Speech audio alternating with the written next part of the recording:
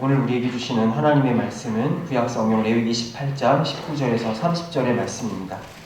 레위기 18장 19절에서 30절의 말씀, 구약성경 174페이지에서 175페이지입니다.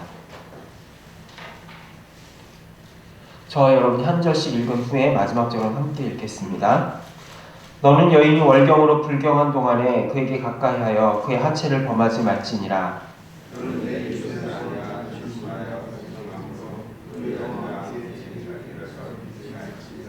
너는 결단코 자녀를 몰래 그에게 주어 불로 통과하게 함으로써 내 하나님의 이름을 욕되게 하지 말라. 나는 하나님이니라.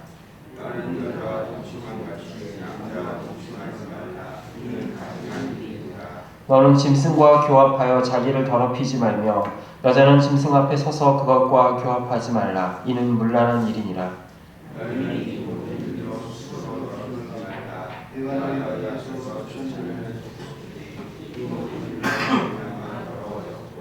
그 땅도 더러워졌으므로 내가 그 악으로 말미암아 벌하고 그 땅도 스스로 그 주민을 토하여 내느니라.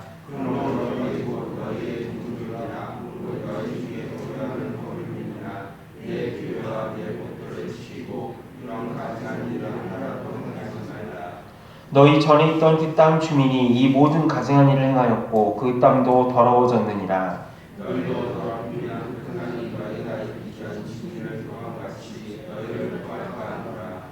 이 가증한 모든 일을 행하는 자는 그 백성 중에서 끊어지리라. 그러므로 너희는 내 명령을 지키고 너희가 들어가기 전에 행하던 가증한 풍속을 하나라도 따름으로 스스로 더럽히지 말라. 나는 너희의 하나님 여호와이니라. 아멘. 기도하겠습니다. 좋으신 하나님 아버지, 은혜 가운데 우리의 삶을 지켜주시고 은혜 가운데 주의를 보내며 다시 한번 한 주를 시작하게 하시니 감사합니다. 오늘 이 시간 말씀 앞에 나올 때 우리의 삶이 주님 앞에 변화되는 귀한 역사를 허락하여 주시고 우리가 깨닫고 누린 귀한 은혜를 이웃들에게 전하는 복된 하루가 되게 하여 주옵소서. 예수님의 이름으로 기도합니다. 아멘. 하나님이 이 세상과 사람들을 만드시고 축복하시면서 하신 말씀이 바로 생육하고 번성하여 땅에 충만하라라고 하는 말씀이었습니다. 최초의 인간이자 하나님의 걸작품이었던 아담과 하와는 하나님께서 이 땅에 세우신 최초의 가정이자 최초의 교회였습니다. 이 복된 가정과 교회를 통하여서 영적인, 육적인 새 생명이 퍼져나가서 온 땅에 하나님의 영광이 가득하기를 주님은 간절히 원하셨습니다. 그런데 에덴 동산이 죄가 들어오자 이 모든 것은 허물어지고 말았습니다. 하나님이 세우신 완벽한 기관과 공동체였던 교회와 가정에 금이 가버리고 말았습니다. 아담과 하와의 신뢰가 금이 가버림으로써 시작한 이 비극을 틈을 타서 온갖 죄악이 세상 속에 물밀듯이 들어오고 말았습니다. 생육하고 번성하여 땅이 충만하라라고 하나님께서 주신 이 귀한 복된 명예의 도구였던 성이라고 하는 선물은 자신의 육신의 욕심을 채우기 위한 타락의 도구로 변질되어 버리고 말았습니다. 그리하여서 인간들이 생육하고 번성하여 땅이 충만하게 될 때마다 하나님의 영광과 기쁨과 계획이 충만한 것이 아니라 하나님께 대한 반역과 죄악이 이 땅 가운데 가득 차게 되었습니다. 하나님은 이 문제를 어떻게 해결하셨을까요? 하나님께 대한 반역과 죄악으로 가득한 이 땅에 하나님의 형상과 하나님의 다스리심을 회복시키기 위해서 하나님은 한 사람 아브라함을 선택하셨습니다. 아브라함을 통해 한 민족을 이루시고 이들을 따로 구별하셔서 하나님의 영광과 진정한 피조물의 영광이 어디에 있는지를 하나님은 보여주고 싶어 하셨습니다. 오늘 우리가 함께 읽은 본문은 이스라엘 백성들이 장차 약속의 땅에 가나안에 들어가서 살아갈 그 백성들이 지켜야 될 규정 중에 특별히 성윤리에 관하여서 말씀하고 있습니다. 특별히 근친상간, 동성애, 수간, 또한 자녀들을 불에 태워서 제물로 바치는 것을 금지하는 규정을 말씀하고 있습니다. 아까도 나누었지만 성이라고 하는 것은 생육하고 번성하여 땅이 충만하라는 하나님의 계획 안에 우리에게 주어진 귀한 선물입니다. 그런데 이런 귀한 명령은 가정이라고 하는 제도를 통하여서 이루어져야 됨에도 불구하고 사탄 마귀는 이를 왜곡하여서 자기 방종의 도구로 쓰도록 우리를 부추겼습니다. 그 결과 하나님의 형상과 하나님의 모습으로 지어진 우리 인간들의 모습은 왜곡되고 말았죠. 그럼 하나님은 왜 이스라엘 백성들에게 이런 죄악들을 언급하면서 너희는 이런 이방 족속들의 죄악들을 본받지 말라고 거듭 분부하고 계시는 걸까요? 바로 이스라엘 백성들이 장차 들어가야 할 그 가나안 땅이 바로 이런 이방 족속들의 죄악들로 인하여서 더럽혀지고 물들었기 때문입니다. 이러한 가나안 족속들의 죄악에 대해서 하나님은 오늘의 본문 24절, 25절에서 이렇게 말씀하십니다. 너희는 이 모든 일로 스스로 더럽히지 말라. 내가 너희 앞에서 쫓아내는 족속들이 이 모든 일로 말미암아 더러워졌고 그 땅도 더러워졌으므로 내가 그 악으로 말미암아 벌하고 그 땅도 그 주민을 스스로 그 주민을 토하여 내느니라 라고 경고하고 있습니다. 이스라엘 백성들이 가나안 땅을 향하여 한 걸음 한 걸음 전진하며 나아갈 때 그들이 간절히 소망하고 그들의 머릿속에 바랬던 그 이미지는 어떤 것이었을까요? 그들은 단순히 젖과 꿀이 흐르는 그 복된 에덴 동산과 같은 가나안 동산만을 생각하였을 것입니다. 그래서 우리가 이 거친 광야의 기간만 잘 버티고 저 땅에 들어가기만 하면, 한 발을 내딛기만 하면 하나님이 주시는 복과 은혜를 마음껏 만끽하면서 이제는 고생 끝 행복 시작이다 라고 단순하게 생각했을 수도 있을 것입니다. 물론 그들이 차지하고 정복해야 하고 점령할 땅은 젖과 꿀이 흐르며 때와 시를 맞추어서 하늘에서 이슬이 내리는 에덴 동산과 같이 아름다운 땅임에 분명합니다. 그러나 동시에 그 땅은 이방 족속들로 인하여서 더럽혀졌으며 하나님의 심판과 진노가 머무는 그러한 땅이기도 하였습니다.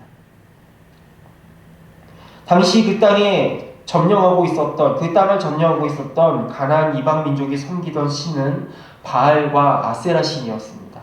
하늘의 신 바알과 대지 이모 신, 땅의 신, 이 땅의 어머니 신이라고 여겨졌던 아세라가 서로 교합을 하여서 땅이 산물을 내어준다라고 그들은 믿었기 때문에 이 가나안 민족들은 이 두 신들을 비롯한 그들이 섬기는 우상들을 성적으로 자극해야 된다라고 믿었습니다. 그래서 그들이 섬기는 신전에서 성행위들을 함으로써 그들이 섬기는 신들을 즐겁게 하는 것이 곧 그들의 예배 의식이었던 것입니다. 이스라엘 백성들은 이런 가나안 땅에 만연한 죄악을 청소하고 무찌름으로써 하나님의 거룩과 하나님의 망가진 형상들을 그 땅에 회복시키는 것이 그 이스라엘 백성들의 사명이었습니다. 그 일을 위하여서 이스라엘 백성들은 지금 광야를 지나 한 걸음 한 걸음 그 땅을 향하여 전진하고 있었던 것입니다. 단순히 젖과 꿀이 흐르는 땅에서 즐겁고 편안히 사는 것만이 그들의 사명이 아니었던 것입니다. 하나님이 약속하신 젖과 꿀이 바로 하나님께서 주신 풍성한 축복의 약속은 바로 그들에게 주어진 사명, 바로 그 땅의 모든 죄악들을 청소하고 피 흘려 싸우는 그 결과가 바로 하나님이 주시는 풍성한 약속들이었던 것이죠. 안타깝게도 구약의 역사 내내 이스라엘 백성들은 이런 하나님의 부르심에 응답하는데 실패하고 말았습니다. 여호수아를 통하여서 잠시 승리하는 것 같아 보였던 이스라엘 백성들은 사사기를 통하여 그들은 타락의 굴레를 벗어나지 못하는 모습을 우리는 보게 됩니다. 하나님의 심판의 도구로 쓰였던 이스라엘 백성들은 그 가나안 백성들의 죄악을 답습하고 닮아감으로 인하여서 급기야 심판의 도구에서 심판의 대상이 되어버리고 말았습니다. 그래서 BC 597년에 바로 하나님께서 주신 그 복된 땅에서 바벨론에 의해 쫓겨나게 되는 그러한 비극을 맞이하게 되었습니다. 그리고 그 땅은 70년이라고 하는 회복과 연단의 기간을 거친 뒤에야 비로소 포로 귀환자들을 통해서 재건될 수 있었음을 구약성경은 우리들에게 보여주고 있습니다. 이런 안타까운 모습은 신약에서도 보게 되는데요. 사도 바울이 사역을 했던 고린도 교회가 특별히 이런 유혹에 많이 시달렸음을 보게 됩니다. 항구 도시였던 고린도의 음란한 풍속들이 교회 안에까지 들어와서 교회를 어지럽혔던 것이죠. 사도 바울은 교회 안에까지 들어온 이 이방 죄악들을 엄히 금하면서 이 죄를 범하고서도 회개하지 않는 자들을 출교시키라고 엄히 명령하고 있음을 보게 됩니다. 아무리 시대가 변해도 우리를 향한 하나님의 뜻은 변함이 없습니다. 그것은 바로 우리가 하나님의 형상으로 회복되고 잃어버린 하나님의 형상을 되찾는 것입니다. 사단 마귀는 우리를 향한 하나님의 이러한 뜻을 망치고 회방하기 위해서 예수님 안에 풍요로움을 누리지 못하도록 온갖 유혹과 시험의 덫을 우리 앞에 깔아놓고 있습니다. 오늘 우리가 함께 읽었던 이 본문은 과거 이스라엘 백성들뿐 아니라 신약의 고린도 교회도 똑같이 마주했던 시험과 도전이었으며 오늘 우리들에게도 똑같이 주어진 도전과 시험과 또한 명령이라는 사실을 보게 됩니다. 이러한 치열한 영적인 전쟁의 싸움에서 때로는 우리도 이스라엘 백성들처럼 고린도 교회 성도들처럼 쓰러지고 넘어지고 울부짖을 때가 있습니다. 그러나 신약의 시대를 사는 우리에게는 구약과 다른 한 가지 절대적인 은혜의 길이 주어졌음을 또한 잊어서는 안 될 것입니다. 바로 우리를 위해 십자가에 달리신 예수 그리스도의 보혈의 능력입니다. 이방 풍속들로 인하여서 교회 안에 몸살을 앓았던 사도 바울은 고린도 교회의 그런 죄악들에서 엄히 금하면서 동시에 고린도후서 5장 17절에서 이렇게 말씀합니다. 누구든지 그리스도 안에 있으면 새로운 피조물이라 이전 것은 지나갔으니 보라 새 것이 되었도다 라고 우리에게 선언합니다. 이 말씀을 의지함으로 다시금 하나님 앞에 일어서는 우리 모두가 될 수 있기를 간절히 소망합니다. 예수님의 보혈을 공로를 의지할 때에 우리는 넘어진 자리에서 다시 일어날 수 있으며 잃어버린 하나님의 형상을 회복할 수 있을 것입니다.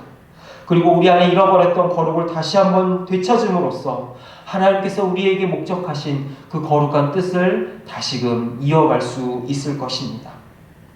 이 보혈의 능력이 우리 안에 가득할 수 있는 귀한 시간 될 수 있기를 소망합니다. 그래야 하나님 안에서 새롭게 일어나 죄악된 세상을 향하여 승리를 선언하며 여호수아와 같이 거룩한 전쟁을 이어나가는 우리 모두가 될 수 있기를 간절히 소망합니다. 이 시간 함께 합심하여 기도하겠습니다. 세상의 유혹과 시험 앞에 우리 모두 승리할 수 있도록 인도하여 주시옵소서. 특별히 다음 세대들을 지켜주셔서 죄악이 물밀듯이 들려오는 그 파도 속에서 분별력을 갖추고 하나님 앞에서 다니엘과 같이 뜻을 정할 수 있도록 인도하여 주시옵소서. 기도해 주시기 바랍니다. 또한 나라와 민족을 위해서 기도하실 때 혼란스럽고 어지러운 이 정세 가운데 함께하여 주셔서 속히 안정을 되찾게 해주시고 자유민주주의가 다시 한번 질서를 회복할 수 있도록 함께하여 주시옵소서. 이 시간 함께 합심하여 기도하겠습니다. 좋으신 아버지 하나님, 이 시간 하나님의 은혜를 소망하며 아버지 앞에 나아갑니다. 아버지 하나님, 이 시간 공을 풀어주시고 하나님의 은혜 가운데 다시 한번 아버지 하나님 우리가 아버지 다시 한번 거룩을 회복할 수 있도록 주님 도와주시옵소서. 하나님 아버지 온전히 다시 한번 구별되지 못했던 하나님 앞에서 구별되며 다짐하고 아버지 하나님 앞에 온전히 붙어있었을 그리스도와 온전한 연합을 통하여 하나님 아버지 앞에 나아갈 수 있도록 주님 인도하여 주시옵기를 간절히 소망하며 기도하고 주님 역사하여 주시고 우리에게 함께하여 주시옵기를 간절히 소망합니다. 어지러운 이 나라 가운데 함께하여 주시고 다시 한번 이 나라가 질서를 회복하고 아버지 하나님 우리에게 주신 자유민주주의를 회복할 수 있도록 주님 인도하여 주시고 공의를 베풀어 주시옵소서. 하나님 아버지, 어지럽고 혼란한 세상 가운데 구별되지 못하고 세상과 동화되어가는 우리들의 모습을 보게 됩니다. 연약한 우리들의 모습을 용서하여 주시고 예수 그리스도의 보혈로 다시금 회복되고 일어나 하나님의 나라를 향해 전진하는 우리 모두가 되게 하여 주옵소서. 그리하여 세상 가운데 하나님의 풍성하심과 거룩을 흘려보내는 은혜를 더하여 주옵소서. 우리를 향한 하나님의 형상과 하나님의 귀한 은혜를 회복하는 은혜를 덧입혀 주시기를 소망하며 예수님의 이름으로 기도합니다. 아멘. 하늘에 계신 우리 아버지, 아버지의 이름을 거룩하게 하시며 아버지의 나라가 오게 하시며 아버지의 뜻이 하늘에서와 같이 땅에서도 이루어지게 하소서.